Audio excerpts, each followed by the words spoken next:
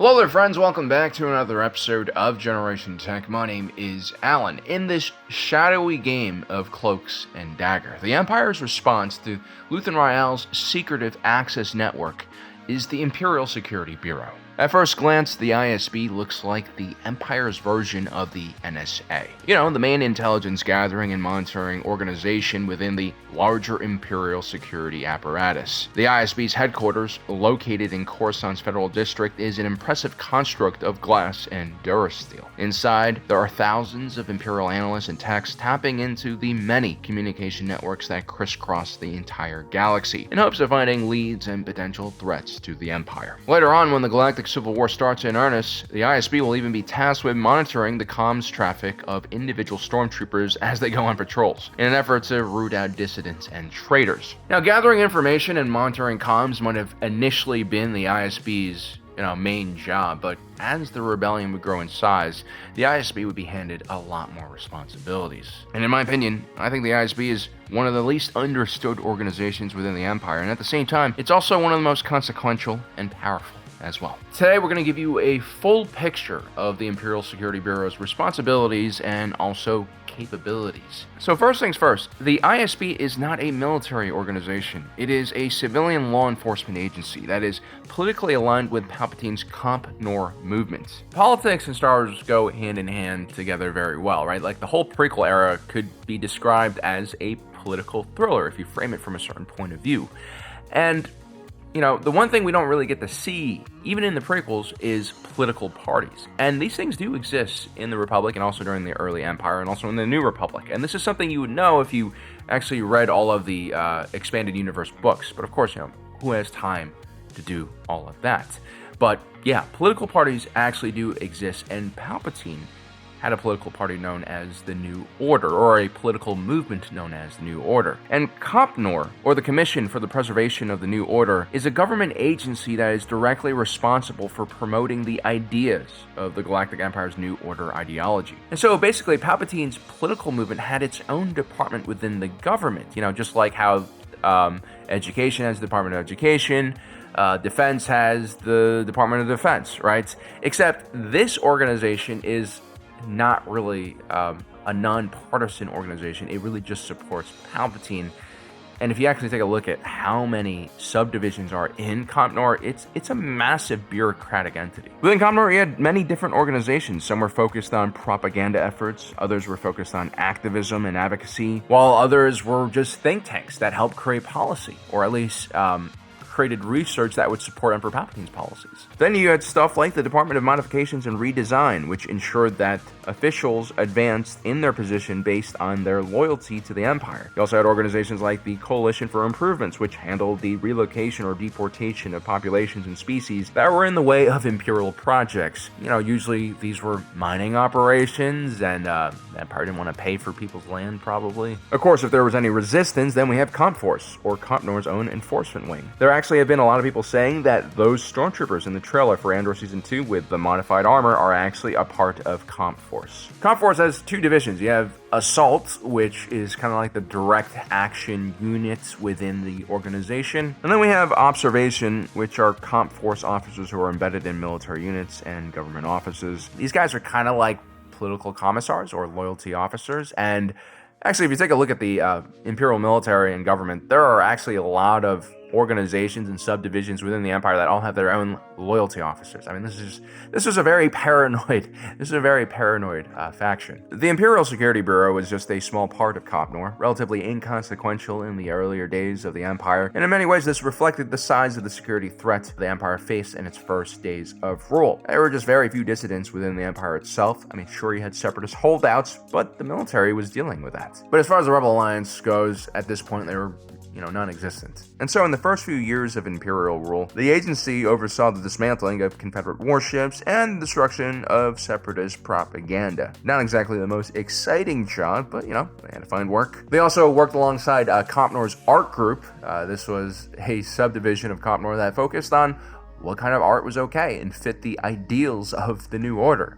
This is some pretty crazy stuff they were doing here. It's cultural revolution kind of level stuff. They should have put Thrawn in this department now that I think about it. The ISB would also be assigned specific missions that were probably too sensitive for military intelligence or other intel agencies to handle, like Project Augur on the remote planet of Zepho, which was focused on acquiring important relics. The reason why Palpatine trusted the ISB so much was because of the selection process. I mean, these personnel were screened and drawn from the Imperial Academy system, the main pipeline for all Imperial military and government recruits. The individuals selected for ISB training had to fit a very specific profile. They had to be highly intelligent, extremely loyal, and, very justice and law-oriented. The ISB considered themselves the most ideologically pure organization in the Empire. There's a lot of pride in this, and this is reflected in the aesthetics of their headquarters and also the uniforms that they wore, which, oddly enough, reminds me a lot of an Apple store. Right. Their training was thorough and included xenophobic propaganda, political indoctrination, and a direct oath of loyalty to Palpatine. They're also taught a special vocabulary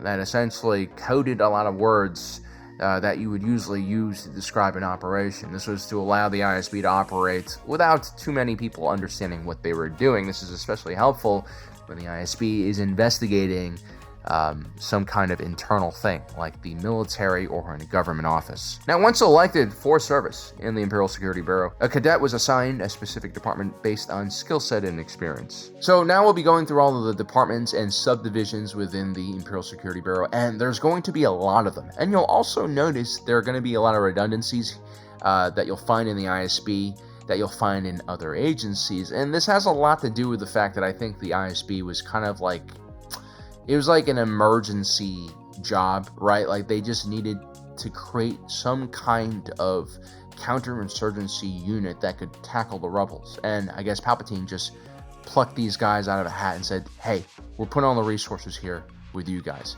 And so in the beginning of the rise of the New Order, the ISB was one of the smaller law enforcement agencies in the Empire.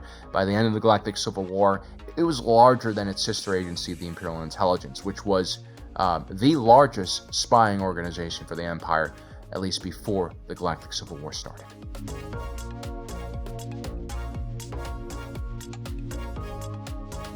The reason why the ISB is sometimes mistaken as the NSA of the Empire is just because of the massive amounts of resources it deploys on surveilling people. Surveillance is actually by far the biggest department within the ISB, with the most manpower. The analysts of surveillance work tirelessly gathering information from all types of sources and filtering the most important stuff into daily briefings, which are then given to individual sector supervisors like Dedra Meero on the investigation teams. They specialized in monitoring a wide range of communications channels and also had code breakers and de-encryption specialists. One could argue that the surveillance department within the ISB is the most important part of this organization because all actions taken by the ISB are informed by the intel that these guys gather.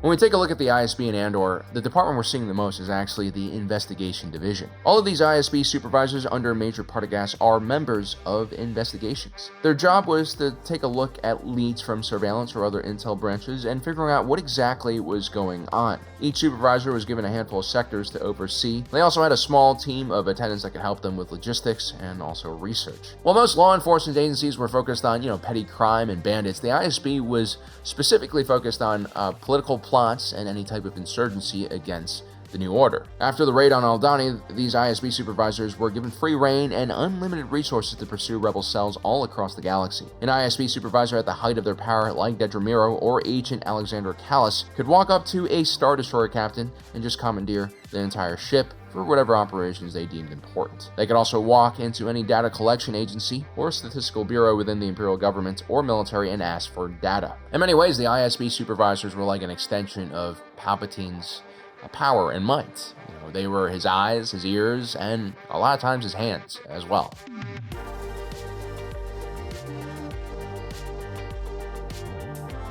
I'm lumping Enforcement and Special Operations Division together here because These are basically the two main direct action units within the ISB. Enforcement is pretty simple. These are small support teams that are deployed to support ISB field agents on a mission in case something goes wrong. They specialize in protection and extraction from hostile areas. They're basically a QOR team for ghosts. Then we have the Special Operations Division, which is kind of like more of a project-based group that creates all sorts of really crazy covert operatives, like Admiral Garrick Versio's Inferno Squad. This was a commando unit that was designed to infiltrate and dismantle dangerous organizations like the Dreamers.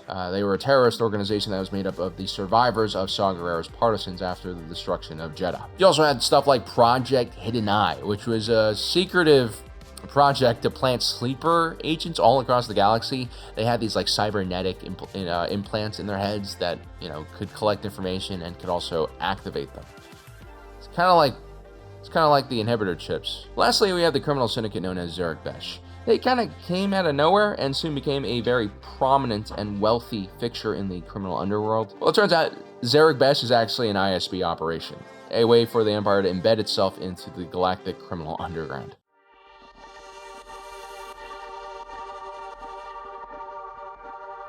The ISB, like any modern organization, loves compartmentalizing. For instance, you can't have an ISB field agent, carry out an entire investigation, do all that research, and then risk their lives trying to bring in the subjects and then have them interrogate those suspects as well. I mean, it's just too much for one person to handle. And so the Imperial Security Bureau actually has its own interrogation wing. And so you understand what kind of organization this is. The interrogation wing of the ISB is the second largest department with the second largest amount of manpower. They have R&D, guys. Why? Funny story. Last year, I visited China for the first time in a really long time. In my younger age, I was a camera guy. I was involved in a few protests, probably gotten a few blacklists.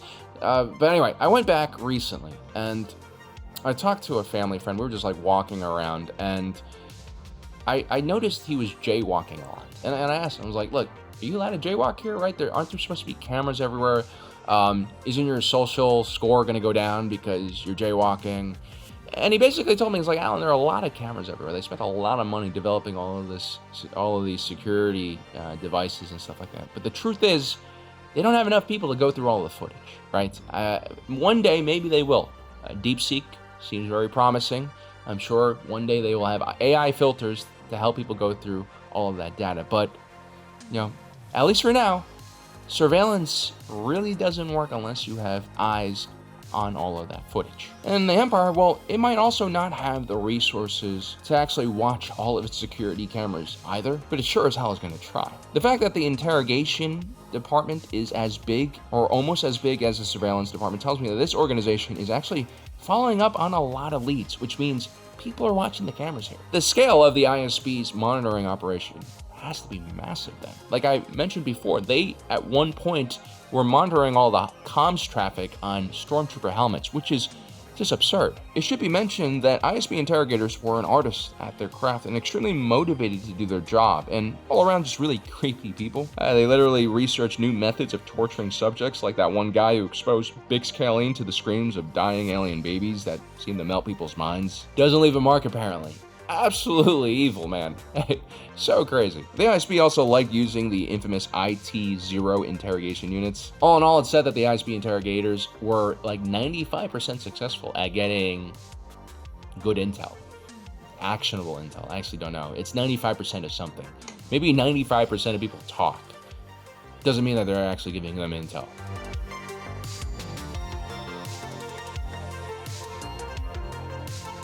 The re-education department within the ISB is relatively small because it's kind of a redundant thing, right? Compnor has a lot of subdivisions that are specifically focused on different aspects of Imperial life, like what kind of music should you listen to? What kind of movies should you watch? Kind of crazy cultural war, cultural censorship kind of stuff that you really don't want to see in your own government. One of the programs run by the ISB, it's a pretty crazy one, was called Project Unity, and this goes beyond re-education, but they basically took Imperial dissidents and then exposed them to psychological torture and then also pumped them up full of drugs. I mean, I guess it's kind of like CIA-like, right? Like all of those LSD prison experiments we did back in the 60s.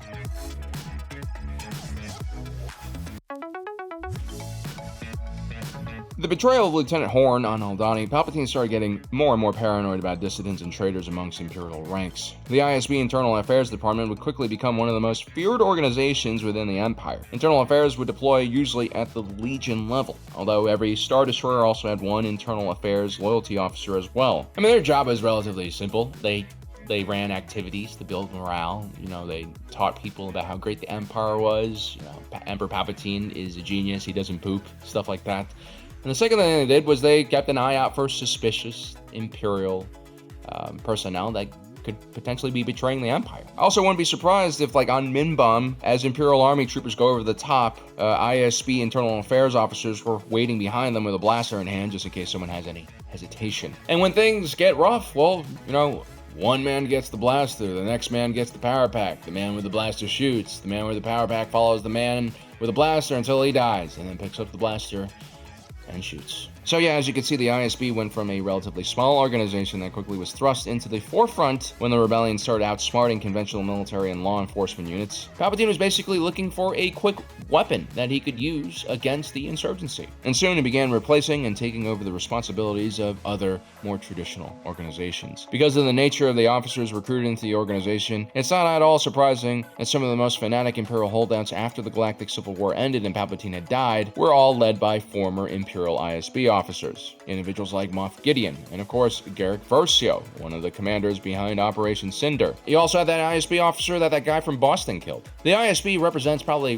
one of Palpatine's best and most serious attempts to dismantle the Rebel Alliance's leadership and spy networks. The only problem was Palpatine failed to understand the economic hardship his leadership was creating for the average citizen. And it's always much easier to destroy an insurgency by targeting root issues that have created the situation in the first place. But of course, that would mean giving in to the demands of the people, which is something that Palpatine probably doesn't want to do.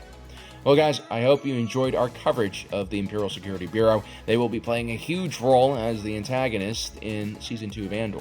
Don't forget to subscribe, hit that notification button down below so you don't miss out on the rest of our awesome content. As usual, my name is Alan, reminding you that my allegiance is to the Republic, democracy.